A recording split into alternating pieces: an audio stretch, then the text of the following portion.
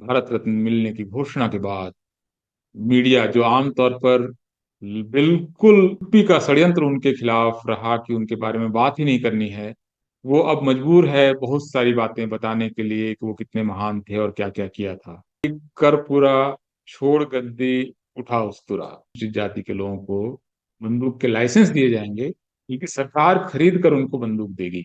और ये बहुत ही मतलब क्रांतिकारी फैसला था, बहुत साहसिक फैसला था। और इंदिरा गांधी ने इस फैसले का विरोध किया था। जब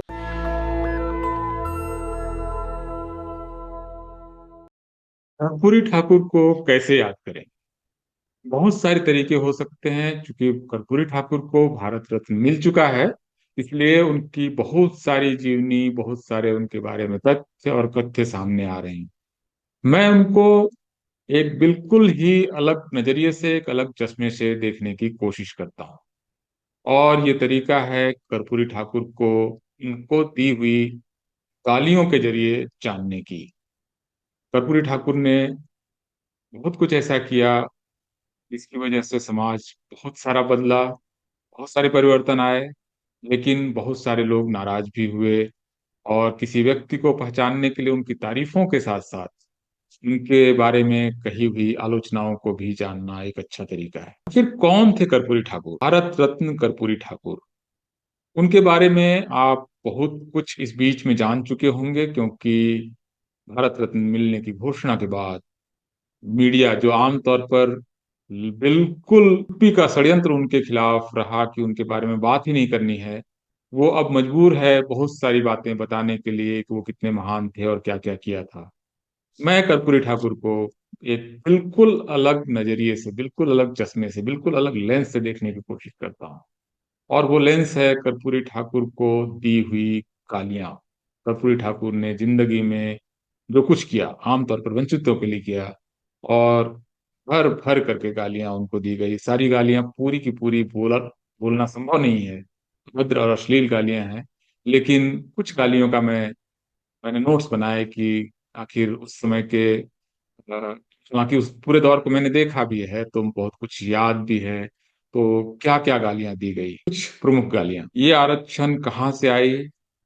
कर्पूरी की माँ पूरा नहीं कर रहा। कर्पूरी, कर्पूरा, छोड़ गद्दी, उठा उस्तुरा। उस्तुरा मतलब रेजर। कर्पूरी, कर्पूरा, छोड़ गद्दी, उठा उस्तुरा। ये ना गाली दी गई। गाली ये दी गई, कर्पूरी की माई चढ़े खजूर, बेटा मांगे पूरा नहीं कर रहा हूं मैं इसको भी। इस तरह की गालियां, कई सारी और गालियां। दिल्ली दिल्ली से भेजा संदेश, कर्पूरी बार बनावे भैंस चरावे राम नरेश। उसी दौरान राम नरेश यादव यूपी के मुख्यमंत्री थे, और उन दोनों ने लगभग साथ साथ थोड़ा समय था। ओबीसी को पहली बार उत्तर भारत में आरक्षण दिया गया था, मंडल कमीशन से काफी पहले। तो कर्पूरी ठाकुर इतनी ज्यादा घृणा और नफरत के शिकार क्यों हुए? आखिर ऐसा क्या कर दिया था उस आदमी ने? एक साधारण से परिवार का एक बच्चा, फिर स्कूल गया, कॉलेज गया, स्वतंत्रता आंदोलन में हिस्सा लिया, जेल गया। 1952 में पहले विधानसभा चुनाव में 31 साल की उम्र में विधायक बनकर आया। उस चुनाव के सबसे युवा विधायकों में पूरे देश में कर्पूरी ठाकुर। 1967 जाते जाते वो उप मुख्यमंत्री बनते हैं, सबसे बड़े दल के नेता बनते हैं। और इसके साथ साथ शिक्षा का मंत्रालय संभालते हैं भारत। बाद में बिहार के वो मुख्यमंत्री बनते हैं। ऐसा क्या कर दिया? क्यों गालियां? क्या समस्या क्या थी? कर्पूरी ठाकुर के जीवन के किए हुए 10 महत्वपूर्ण कार्यों के जरिए हमको समझ सक पाएंगे कि कर्पूरी ठाकुर जननायक और कुछ लोगों के लिए खलनायक एक साथ क्यों बन गए। कर्पूरी ठाकुर समाजवादी आंदोलन से जुड़े हुए थे। कांग्रेस उस समय आजादी का आंदोलन की मुख्य धारा थी, लेकिन उन्होंने तय किया कि वो समाजवादी धारा के साथ जुड़ेंगे ताकि ज्यादा से ज्यादा लोगों का कल्याण हो, ये उनकी परिकल्पना थी। लेकिन वो लोहिया के साथ नहीं थे, लोहिया की पार्टी में वो नहीं थे। वो जयप्रकाश नारायण और प्रजा सोशलिस्ट पार्टी में थे। लोहिया संयुक्त सोशलिस्ट पार्टी चलाते थे, बाद में मिलाकर सोशलिस्ट पार्टी बनी। समाजवादी विचारधारा और लोगों से मिलना जुलना जो आखिर तक उन्होंने पालन किया। मुख्यमंत्री का जो ऑफिस है और घर है वो आम जनता के लिए आखिर तक खुला रहा। और लोग उनको गालियां देते रहे और गालियां सुनते रहे। आज की तारीख में आप कल्पना कीजिए कि कोई आदमी इस तरह की गालियां दे किसी मुख्यमंत्री या प्रधानमंत्री को, उसके साथ क्या होगा। कर्पूरी ठाकुर बिल्कुल शिव की तरह उन्होंने वो सारा जहर उन्होंने अपने पी लिया और गले में उसको रखा, मतलब उस जहर को, मतलब किसी का उसको नुकसान नहीं होने दिया। उसके वजह से वो घृणा में नहीं आए कभी। कई सारे किस्से हैं, उनके पिताजी को जब गांव में बहुत अपमानित किया गया तो लोगों ने कहा आप कार्रवाई कीजिए, जो इस सामंत लोग इनके खिलाफ ये सब कर रहे हैं। उन्होंने कहा नहीं नहीं, ये मैं नहीं करूंगा। वो एक पूरे समाज की समस्या है, पूरे समाज की समस्या के तौर पर उसको मैं ठीक करने की कोशिश करूंगा। तो जानते हैं कर्पूरी ठाकुर के उन 10 प्रमुख कार्यों को जिसकी वजह से कर्पूरी ठाकुर जननायक और खलनायक दोनों। संयुक्त सोशलिस्ट पार्टी और प्रजा सोशलिस्ट पार्टी मिलकर सोशलिस्ट पार्टी बन गई थी 1967 में। कांग्रेस का जादू उतार पर था। नेहरू का पूरा जो तिलस्म था वो डिलीवर नहीं कर पाया था, जो प्रॉमिस था एक तरह से आजादी का आंदोलन का। तो 67 में कई राज्यों में, मेरे ख्याल से 9 राज्यों में विपक्ष के साझा सरकारें बनी, संविध सरकारें जिसको बोलते हैं, संयुक्त विधायक दल की सरकारें। उसमें कर्पूरी ठाकुर जो सोशलिस्ट पार्टी चला रहे थे, वो सबसे बड़ी पार्टी थी, 67 विधायक थे। लेकिन क्योंकि वो ओबीसी थे और वो दूसरे तरह का एक जलवा होता है वो उनका नहीं था, तो उनको मंत्री बनने का मौका नहीं मिला। तो कर्पूरी ठाकुर दिल्ली आए, उस समय सोशलिस्ट पार्टी एक हो चुकी थी, और वो लोहिया से मिले तो उन्होंने कहा कि बात तो हम तब करेंगे जब आप कुछ करके आओ, अभी तो आपने कुछ किया ही नहीं, तो क्या बात करेंगे। कर्पूरी ठाकुर बिहार जाते हैं और 2 बड़े फैसले लेते हैं। पहला फैसला, और इनके 10 कामों में ये पहला बड़ा फैसला, बिहार में मैट्रिकुलेशन तक यानी 10वीं तक जो भी बच्चा सरकारी स्कूल में जाएगा उसको फीस नहीं देनी पड़ेगी। Free education. उत्तर भारत का पहला राज्य। इसका मतलब हुआ कि जो बच्चे फीस नहीं चुकाने की वजह से जिनकी स्कूल छूट जा रहा था, वो सारे बच्चे भी जुड़ने लगे, स्कूल जाने लगे। ये हुआ कर्पूरी ठाकुर की वजह से। और उसका असर आप देखते हैं बिहार में। उसके बाद एक शिक्षा का विस्फोट होता है, क्योंकि गरीबी की वजह से बहुत सारे लोग बच्चों को अपने काम में लगा देते थे और बच्चे पढ़ नहीं पाते। पहला फैसला। दूसरा फैसला बहुत विवादित है, बहुत विवादास्पद है, आज उसको अलग तरीके से देखा जा सकता है। लेकिन उस समय स्थिति ये थी कि महिलाएं आमतौर पर मैट्रिक पास नहीं कर पा रही थी। गरीब परिवारों के बच्चे मैट्रिक पास नहीं कर पा रहे थे, 10वीं पास नहीं कर पा रहे थे। और इसकी सबसे बड़ी वजह थी अंग्रेजी का डर और खौफ, क्योंकि टीचर्स भी अंग्रेजी के नहीं थे अच्छे, और नहीं थे, काफी हद तक नहीं ही थे, गाँव में तो बिल्कुल ही नहीं थे। बच्चे इंग्लिश में फेल फेल हो जाते थे, और एक सब्जेक्ट में फेल मतलब फेल, तो वो 10वीं तक पहुंचते ही नहीं थे। वो कोई 7वीं में, कोई 8वीं में 2 बार फेल हुआ, बाहर हो जाता। उन्होंने एक फैसला किया, नहीं, इंग्लिश में फेल होना फेल नहीं माना जाएगा, ये ऑप्शनल सब्जेक्ट होगा और अंग्रेजी के बगैर पास हो सकता है। तो इसकी वजह से बिहार में एक तरह से बच्चे कॉलेज पहुंचने लगे, बहुत बड़ी संख्या में कॉलेज की जरूरत पड़ने लगी। और वही उसी समय से आप देखेंगे कि बिहार के बच्चे उतना, क्योंकि कॉलेज एक्सपेंशन था नहीं, स्कूल कॉलेज का मिसमैच हुआ, बिहार के बच्चे बाहर जाके पढ़ने लगे, क्योंकि कॉलेज कम थे, पास ही नहीं होते थे बच्चे, मैट्रिक ही नहीं पास हो रहे थे। तो ये जो 2 बड़े कदम उन्होंने उठाए, और इसकी वजह से वहां से कर्पूरी ठाकुर को जननायक कहा जाने लगा। हालांकि इंग्लिश एजुकेशन होना चाहिए, नहीं होना चाहिए, आज कोई कहे कि इंग्लिश एजुकेशन नहीं होना चाहिए, वो बिल्कुल ही गलत किस्म का के विचारों का मुख्यमंत्री होगा आज, या शिक्षा मंत्री होगा, और आज कोई फैसला करे कि बच्चों को इंग्लिश नहीं पढ़ानी है। लेकिन उस समय उस फैसले का मतलब था। तो ये तो हुआ कर्पूरी ठाकुर के 2 बड़े फैसले। कर्पूरी ठाकुर इसके बाद लगातार कुछ और बड़े फैसले करते हैं। उन्होंने फैसला किया कि जिन खेतों से, जहां पर असिंचित खेत है या पूरे पूरे समय पानी नहीं रहता है, मिलता है, और लाभकारी खेती नहीं है, उनका लगान माफ। लगान माफ, लगान फिल्म से बहुत पहले एक बार लगान माफ हुआ है, और वो कर्पूरी ठाकुर ने किया कि नहीं, कोई लगान नहीं, कोई मालगुजारी नहीं, कोई टैक्स नहीं देना पड़ेगा किसानों को, वो खेती करें और जिए अपना, पेट भरें। ये कर्पूरी ठाकुर का तीसरा बड़ा फैसला था। इसके बाद से तो कर्पूरी ठाकुर बिहार के जननायक बन गए, और उसके बाद से लगातार वो चुनाव भी जीत रहे हैं, और उसके बाद मुख्यमंत्री भी बनते हैं। 77 में उन्होंने 2 बड़े फैसले किए। पहला फैसला उन्होंने ये किया कि जो मुंगेरी लाल कमीशन की रिपोर्ट पिछड़े वर्गों के विकास के लिए बनाकर रखी हुई थी, उसको उन्होंने लागू कर दिया। इसका मतलब हुआ कि बिहार में, पूरे उत्तर भारत, पहली बार पिछड़ी जातियों को आरक्षण मिलना शुरू हुआ सरकारी नौकरियों में।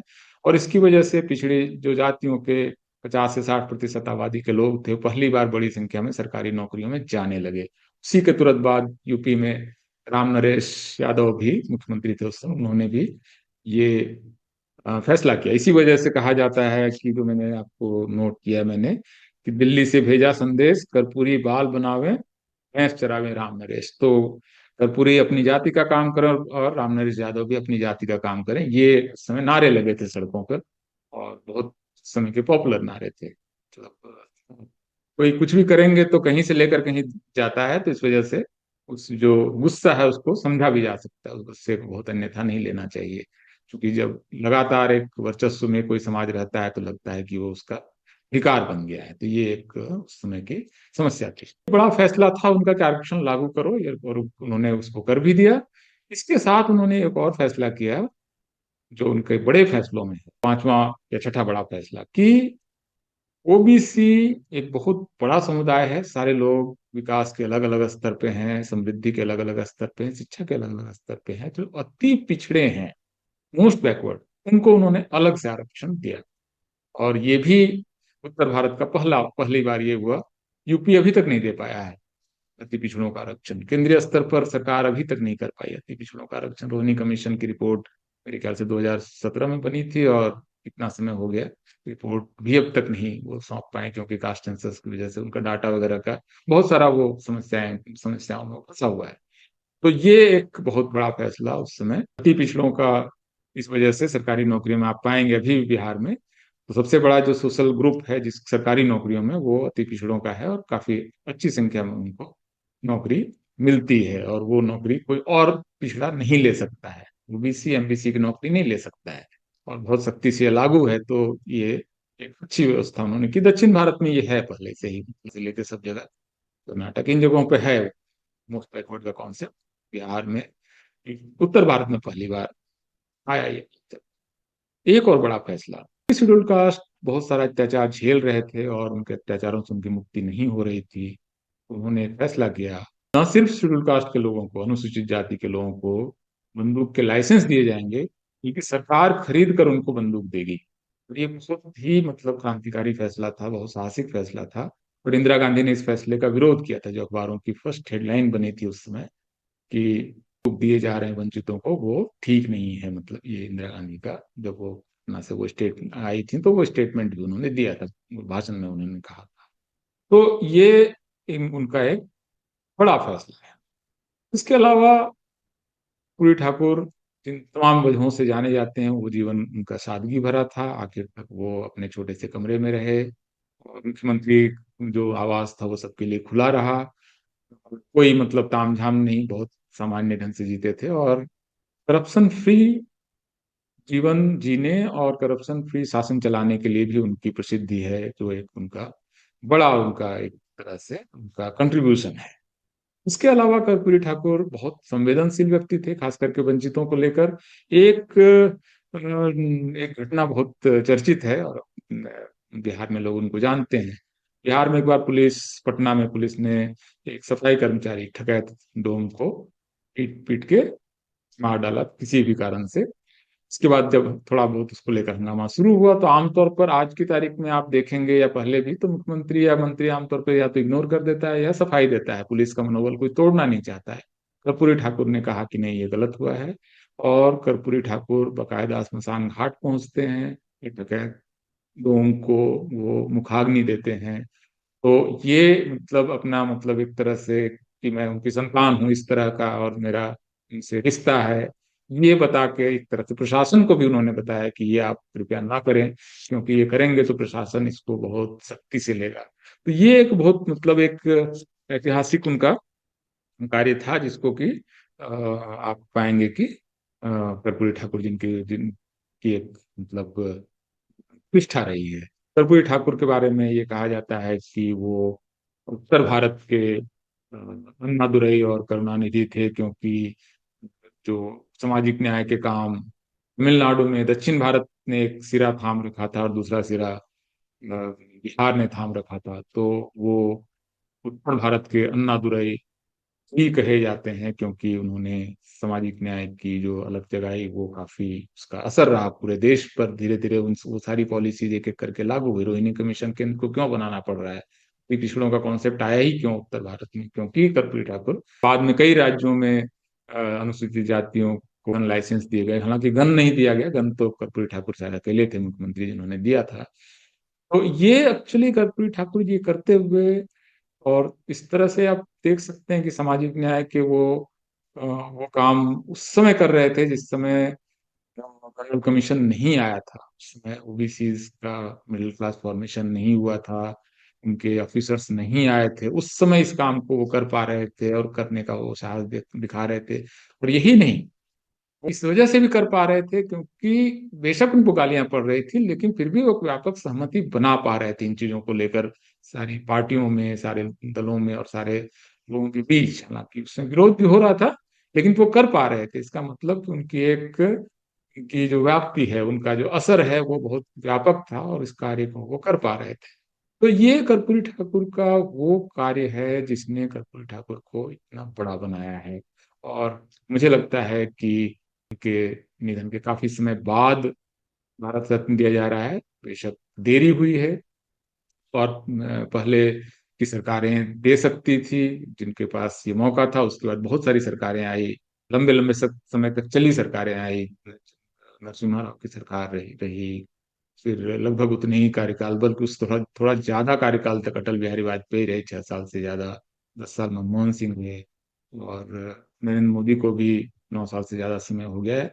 अल्टीमेटली ये कार्य पूरा हुआ, एक तरह से ऐतिहासिक काम है। इस बीच में भारत रत्न की असल में मर्यादा भी घटी है, बहुत तरह के लोगों को दे दिया गया है जिनकी उस तरह की कोई प्रसिद्धि भी नहीं है और काम का असर भी नहीं है। फिर भी क्योंकि भारत का ये सबसे बड़ा सिविलियन अवार्ड है, सबसे बड़ा सिविलियन पुरस्कार है। नेशनल दस्तक की आपसे गुजारिश है कि अगर इसको बचाना चाहते हैं तो नेशनल दस्तक को सब्सक्राइब करने के लिए रेड कलर के सब्सक्राइब बटन को दबाएं, फिर बेल आइकन की घंटी दबाएं। नेशनल दस्तक को बचाने के लिए बहुत जरूरी है कि हर खबर को शेयर करें, लाइक करें, कमेंट जरूर करें।